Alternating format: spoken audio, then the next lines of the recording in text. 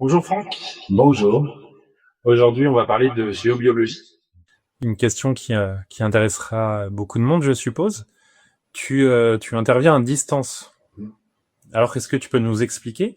J'imagine qu'il y a un lien avec ce qu'on appelle la physique quantique, mais c'est une terminologie qu'on utilise à tort et à travers. Donc, est-ce que tu pourrais nous éclairer Alors, avant la là-dessus? physique quantique, il y a la physique tout court.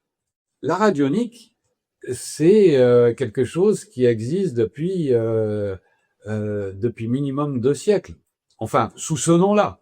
Ça existe depuis bien longtemps dans les pratiques. La radionique, c'est simplement un procédé qui permet de agir à distance, d'avoir une influence, que ce soit sur des lieux, des êtres vivants, des plantes, etc., sur quoi que ce soit.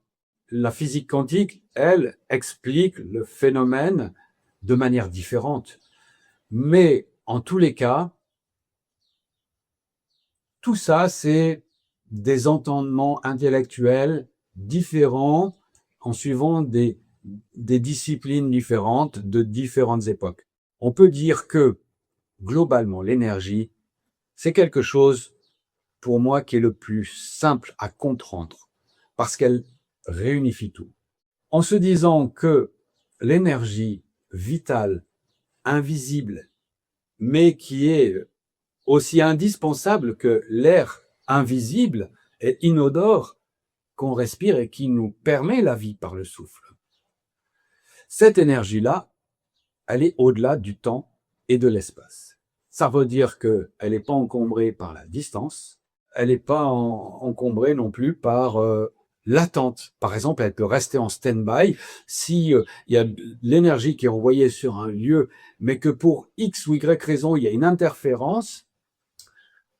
À partir du moment où l'interférence qui entrave va s'amoindrir, s'affaiblir, dès que la moindre faille, l'énergie vitale, c'est comme l'eau.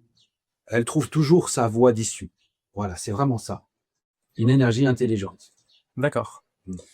Ok, merci. On se Merci. retrouve pour un prochain podcast. Avec plaisir.